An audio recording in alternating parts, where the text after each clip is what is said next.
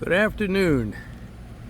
It is the 12th of August, and I want to make a very quick video.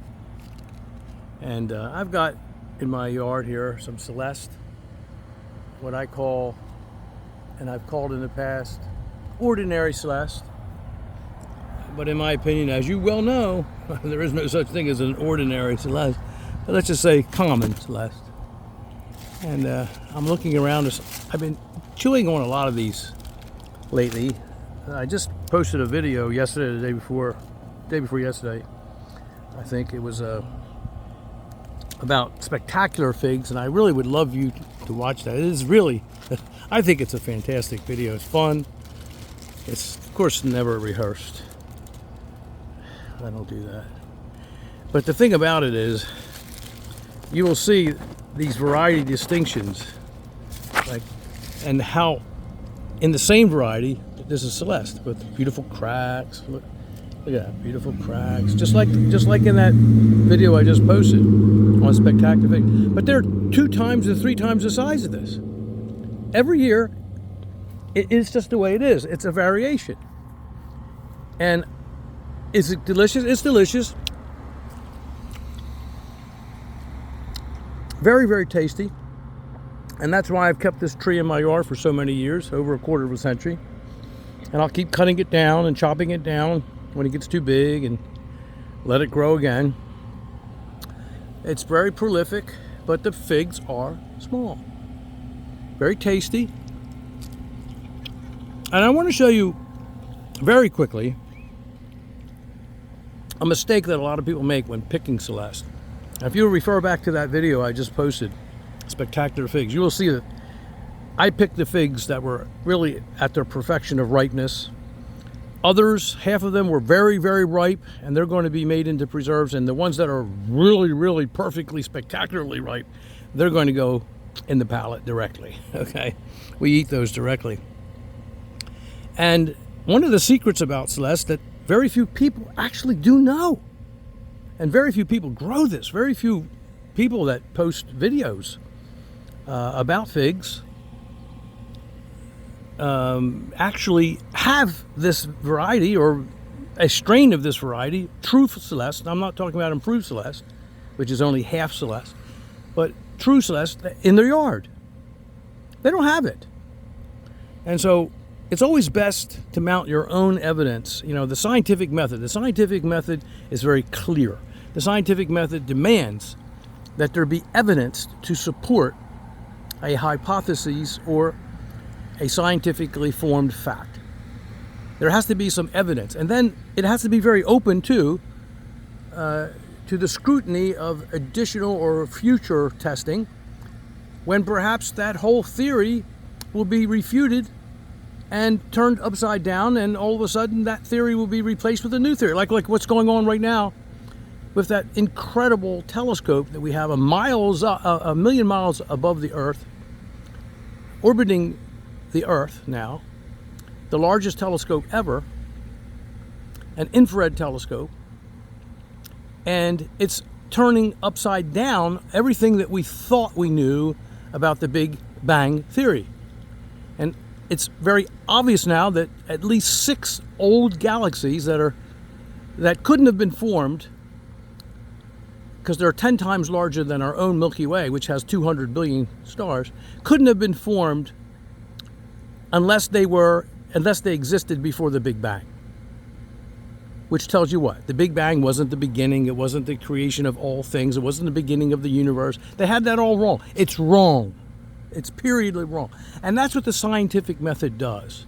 When there's new evidence to refute the existing status quo, then it gets quickly altered by real scientists.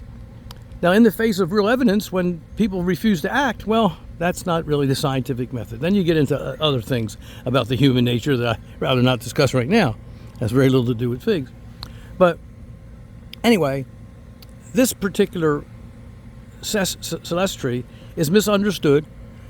One of the reasons why is because, and they form these opinions even though they don't grow them, is because they have to be picked when they're ripe. Now, all figs are better when they're ripe. I understand that. But Celeste is special. It shrinks and it sweetens up, and then a flavor is imparted into it that's very unique to any other fig I've ever tasted. Okay? But you want to pick them when they're ripe. And if they're real ripe, now I can see if I can get my hands under this net. Here, I'm going to show you what a real, okay, can you see that over there? Let's pick that one. Is there another? Here's one. Look at that one hanging down. You see that? Now that's a perfect Celeste. These are tiny compared to the ones I showed you in that other strain.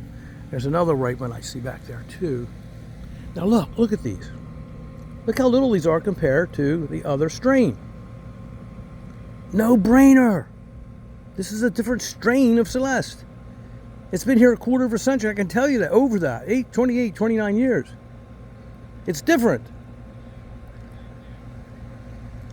But this is how you pick them. When they're ripe, when they're almost turning into a raisin. Is it better?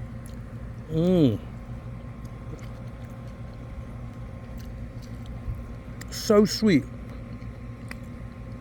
So delectable. And that flavor I told you about. It's there, but a day ago, or 2 days ago, it wouldn't be there. So you might pick this and say, it's all right. I don't think you would, because it was even delicious 2 days ago. But not compared to the way it is today. Celeste, okay. Variations between individual fig trees or strains, even within a certain so-called variety of trees. Why? Because of thousands and thousands of years of replication by the ancient Greeks and the Romans and the Egyptians and whatever, people in Africa and Tunisia, all over the world. And the individual gardeners before us, many thousands of years before us, they cultivated the fig tree, and they found the best branches, like what I've been trying to explain to you. They took the best cuttings, and they perpetuated the best of the best of the best of the best over thousands of years. And they did this in different regions of the world, and so the results are slightly different, and thus we have all of these over 1,000 known individual varieties of figs, many of which perform very differently and taste differently and are truly unique unto themselves. Over 1,000. That's incredible. And we owe that to our ancestors. Now, let me just go and show you. I've got my first, hold on. I've got my first Taramo Unknown, of which there are many, many, many figs on this tree that I am looking forward to eating over a long season. And this tree just keeps pumping and pumping and pumping out figs. And I've talked about this fig when it was in a container before. This one's been growing for a couple of years here in this location in 7B. And I have one that's perfectly ripe. I've got several in there that are perfectly ripe, but let's take a look at this one. I want to get moving. I want to show you my Peter's Honey, because I have so many Peter's Honey main crop figs getting ripe. I just want to show them to you. We've been eating them. They're delicious. But look at that. It's got cracks. I mean, it's a perfect fig. Look, can you see it? Well, this is Taramo. It doesn't look too different from Celeste, but it's absolutely not Celeste. Now watch this.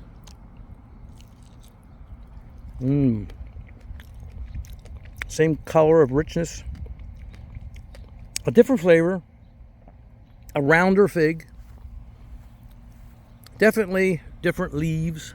The structures, I'd say characteristically, no question about that. This particular tree has very characteristically, very easily identifiable leaves, which not all trees do. And even trees that do sometimes don't, because the leaves are various from year to year, or depending on the age of the tree, or how it's grown in a pot or not, or in ground. But this one's definitely Taramo Unknown. I've spoken about it when it was in pots before, and it just kept pumping. And then I had one in the ground too in 7A, and I've got videos going way back to that. And now this one's 7B. Okay. Very different. Very different than Celeste. And very good when allowed to ripen properly. Okay, here we go, one more time. Got the air conditioning running right behind this tree, but you can see that there's many hardy Chicago that have been ripe, and I can't get to them all. Sometimes the birds get to them before I do, but I have a lot of socks all over the place, over the bags. I'll take another view of this in a second if you give me just a moment. Stick with me. I also have these bags over Excel because I've got some very, very beautifully ripening Excels right now. I'll go up on the porch. Hold on a second. And here's that hardy Chicago, and you can see some very beautiful figs ripening. Look at them. Look at the cracks that are forming. I don't know if you can see that. They're all over the place. I hope you can see this well, because I'm making this video in a hurry. Lots and lots of figs ripening. Now we're going to slip over to the Peter's honey. There are a great many of the Peter's honey swelling up and getting ripe. And we've been eating a lot of these. I'm going to release a video, I think today, that I took a few days ago. I've got to release some of these videos. I'm getting a lot of videos now backing up of my first Peter's honey on this tree. And I picked several of them, and they're beautiful. And look up there. I can see the ripe ones up there. And look up there. You see them? Let me see if I can get them. I can't see too well. It's bright out. Where are they at? I don't know. I can't tell. Okay. Anyway, they're up there. And I've got them bagged all over the place. And they're very, very ripe. I just love my Peter's honey. I just love them. There's another really ripe one. And I'm looking up there and seeing a bunch up there too. I've got to start picking these before the birds start going after them. Even in the nets, in the bags, they will. Okay. I think that did it for now. Oh, there's a big one. Look at that one. Doesn't that look beautiful? Can you see that? Look at that. I can't wait. Okay. Peter's honey. We've been having a ball. All right. Thank you for visiting. Wanted to make this short. I'm probably forgetting something. Here, remember just the other day I was talking about planting another Ronde Bordeaux. It's done. There it is. Debbie almost clubbed me over the head. I don't blame her, poor thing. I'm just a fig nut. She married a fig nut. Always was, always will be. But that's a beautiful... Oh, I know what. I forgot the first... I just picked the first Ronde Bordeaux from this little baby. This has been here a couple years. I cut it down so that it would get lots of growth near the house, and that it would make a lot of... a nice scaffolding, more branches, and it did. And the figs are ripening. It made figs anyway, even on this year's growth. And I have one. I just gave it to Debbie. Hold on, maybe she still has it. There we go. She's already got it. I gave it to Debbie. I told her to eat the whole thing. I was going to wait, and you can have half. Okay. Ronde Bordeaux. Not a big one. That's just a baby tree there. But that's a beauty. Beautiful. Here. You want it? All of it? Yeah, we're going to split it. Okay, I'll take the other half. Exquisite. I think this is one of the best figs. I just all the way around. Isn't that wonderful? Yeah, very good. How much do you like it? I know it's one of your favorites, if not your favorite, all-time favorite. I'm just making a quick video. Very good. I didn't tell them how you chased after me with that axe when I planted that other Ronde Bordeaux. I left that part out. Yeah. I'm not going to put that. That might be the next video. Next video. No, I left it out completely so they wouldn't know. But there it is, Ronde Bordeaux, another one. So I now have 3. And you might say, well, wait, Lou, you've been doing this for years and you've been making these videos for years and you love Ronde Bordeaux all the time. Why didn't I plant one here earlier. Well, I did a couple years ago, and there's one over there, and that was it. And why? I don't know, because I just didn't. I can't think. It was stupid. I didn't have much room.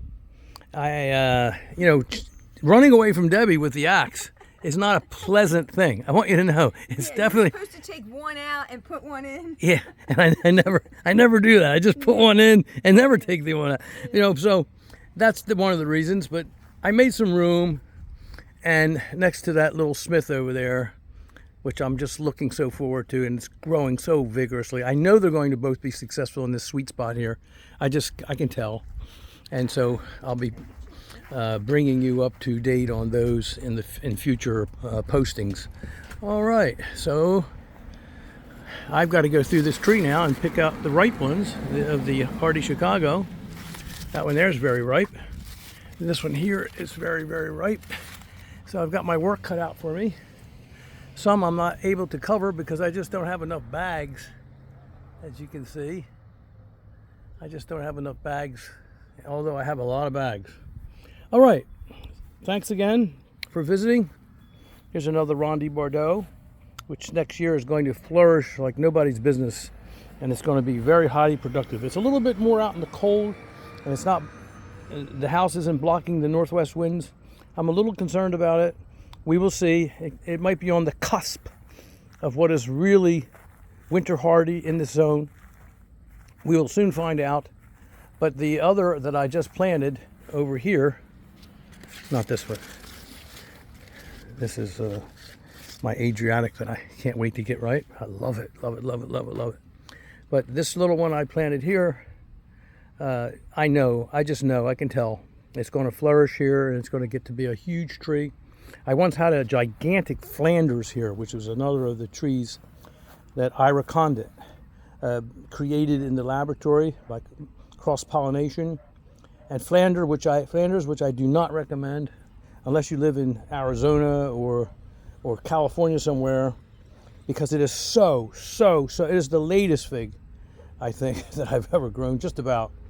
After it got huge, gigantic, we both mutually agreed, Debbie and I, to have it pulled out by a truck. So we pulled that. It was a big tree, and only a few got ripe late in the fall if you had an Indian summer, just a few early figs. And after that, 9/10 or 8/10 of the 4/5, say, of the main crop figs, and it made no Breva that I remember. 9/10 of the main crop figs, or 8/10, never got ripe, ever. Even in this climate, just they didn't. Unless you had an Indian summer, and then you got a few, just a few. It was a beautiful, beautiful, beautiful tree. Now I have two beautiful, beautiful trees. They're little babies. Debbie was going to plant a crepe myrtle here. We discussed it for several years, about 8 years. And then finally, she gave in and let me plant another fig tree, and then, of course, another fig tree. So it's just too great. It's just too good a spot. And besides, we have beautiful crepe myrtles. 2 of them. Thank you for visiting.